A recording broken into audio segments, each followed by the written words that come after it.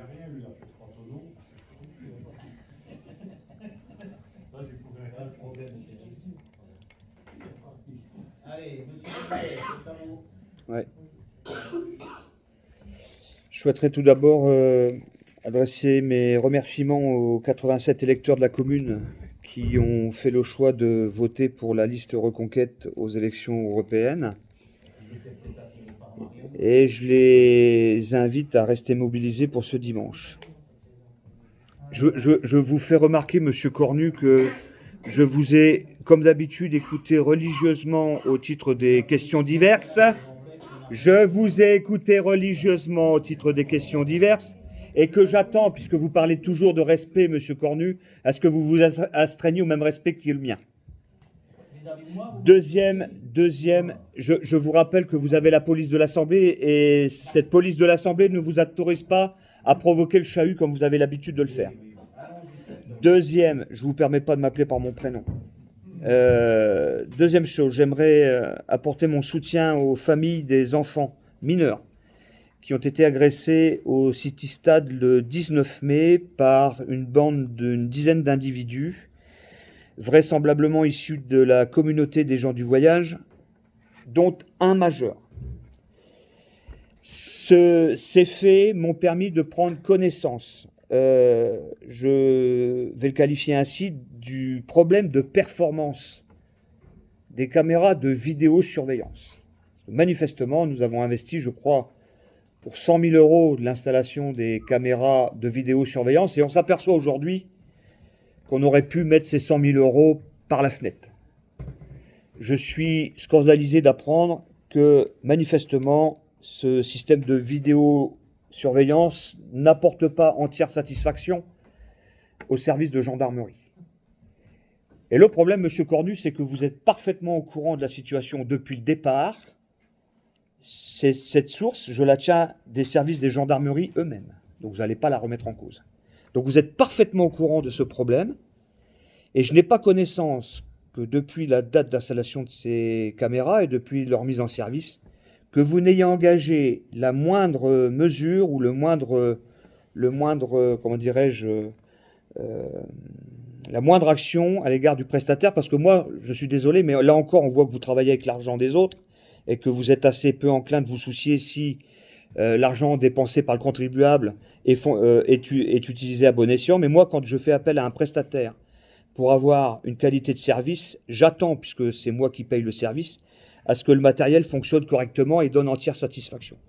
Donc là encore, je découvre au travers de ce problème d'agression que manifestement, vous êtes parfaitement au courant de la situation et que la municipalité s'en satisfait, à tel point que manifestement, si demain il devait y avoir une agression plus grave dans la commune, on n'est même pas certain que le système de vidéosurveillance puisse permettre aux services enquêteurs de pouvoir identifier clairement les auteurs. Alors, premièrement, c'est pas un jeu de questions-réponses. C'est pas un jeu de ce n'est pas un jeu, ce n'est pas un jeu de questions-réponses. Ce n'est pas un jeu de questions-réponses. c'est simple, c'est déjà pas de la vidéosurveillance parce qu'il n'y a pas quelqu'un 24 heures sur 24 derrière les caméras. Pas grave. Les images sont enregistrées, les images sont enregistrées et sont accessibles sur plusieurs jours. Peu importe.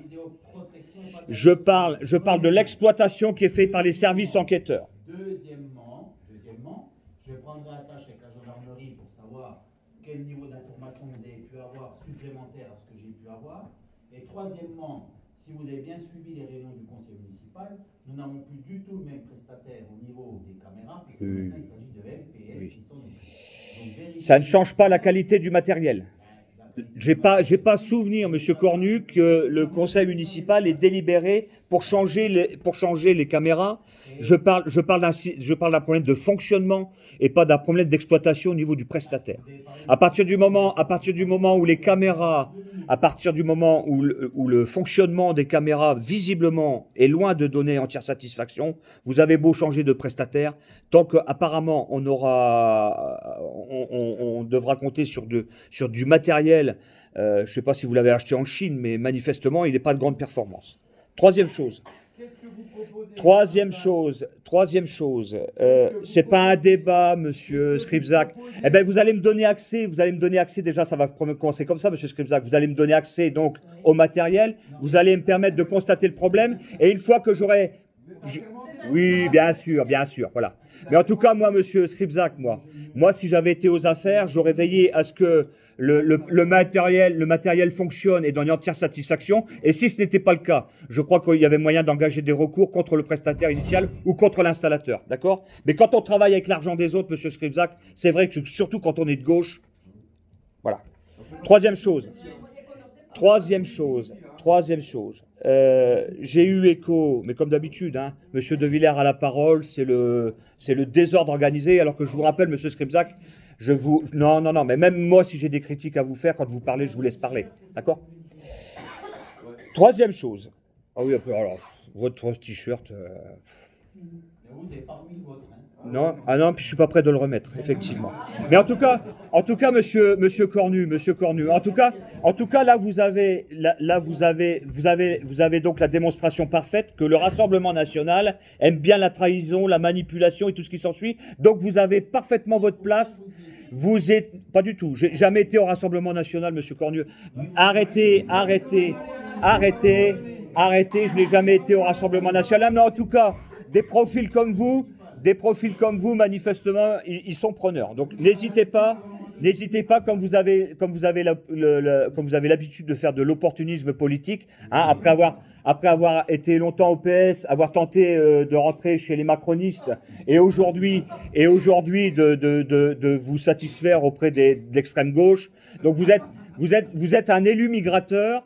Donc, par opportunisme, n'hésitez pas à postuler chez Madame Le Pen. Je vous dis, la trahison et les manipulations, ils sont preneurs. Donc vous êtes tout à fait un profil qui pourrait lui satisfaire. Il y a un secret, monsieur De Villers. Oui. L'équipe de Zemmour, au moment des présidentielles, m'a appelé pour que je fasse un parrainage pour la candidature de Zemmour. Ben, comme ils ont fait pour... Et j'ai Ah ouais. hésité. Eh ben, figurez-vous que si... Figurez-vous... Ah non, pas du tout. Un parrainage, là, vous maîtrisez encore, monsieur Cornu, là, c'est la preuve que vous ne maîtrisez absolument pas le sujet.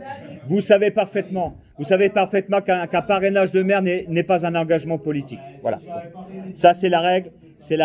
Mais si à cette époque, l'équipe avait pris soin de m'appeler, je pense que j'aurais dit qu'il valait mieux plutôt perdre son... Ça veut dire qu'il ne cherche même pas conseil vers vous. Ah non, c'est même pas ça. Mais vous savez, il y a 2 ans, monsieur Cornu, monsieur Cornu, lorsque l'équipe, enfin l'épopée présidentielle de Zemmour s'est mise en route, je n'étais pas encore adhérent du parti.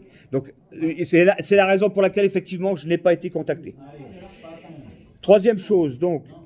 Non, troisième, puisque j'ai pas pu exposer mon troisième point, à force d'être constamment coupé. Donc j'ai eu écho de désagréments importants suite à l'organisation de la course cycliste. Non pas que les Ronchampois étaient insatisfaits de voir un événement sportif se dérouler sur la commune, même si apparemment vous avez mis en place des WC chimiques. Manifestement, au regard du nombre de coureurs, ce nombre se relève assez insuffisant et nombre de riverains se sont plaints de la présence de déjections un peu partout, dans les alentours de la filature surtout, et dans d'autres endroits que éventuellement je vais découvrir d'ici quelques temps, ou dont on me parlera d'ici quelques temps. Donc, et bizarrement, là ce soir, je suis le dernier à en parler, et vous êtes au courant de cette situation, vous n'en avez même pas fait écho. D'accord. Donc moi, j'attends que la municipalité prenne les dispositions nécessaires pour pouvoir pallier à ces difficultés, rappeler, on va dire, la décence aux sportifs et surtout le respect qu'ils doivent avoir à l'égard des administrés et le respect de la propreté aux abords des propriétés, parce qu'il n'appartient pas aux administrés d'avoir à nettoyer, passez-moi l'expression, la merde des autres. Et là, c'est au sens propre. Quatrième chose. Alors je sais que je vais prêcher dans le désert, mais c'est pas grave. je vais demander à Madame Quinternet de présenter des excuses publiques après les propos durs que vous avez tenus au dernier conseil municipal à l'encontre de Madame Perramort, que vous aviez qualifiée de menteuse. Comme c'est indiqué, je crois, dans le procès-verbal de séance de la dernière séance, vous avez effectivement appelé Madame Perramort pour lui demander des explications sur le fait qu'elle aurait prétendu qu'elle avait fait venir effectivement des artisans, des exposants pour le marché de Noël. Vous contestiez lors du dernier conseil municipal cette information que vous avez pu vérifier par vous-même lors d'un appel téléphonique que vous avez passé à cette dame le lendemain de la séance du conseil municipal.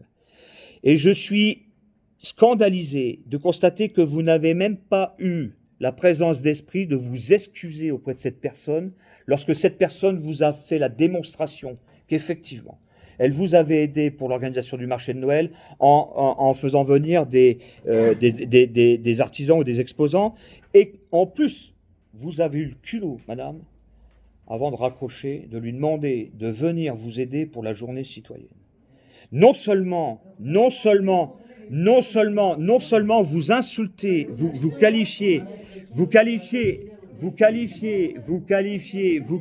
cette dame de menteuse, vous dispensez de lui présenter vos excuses au téléphone, vous dispensez de présenter vos excuses au téléphone, et vous avez encore le toupet, madame, de lui demander de venir encore vous aider à la journée citoyenne. Mais comme d'habitude, madame, les administrés de Ronchamp sont des menteurs. Cinquième point. Oui, madame. Non, mais comme je relate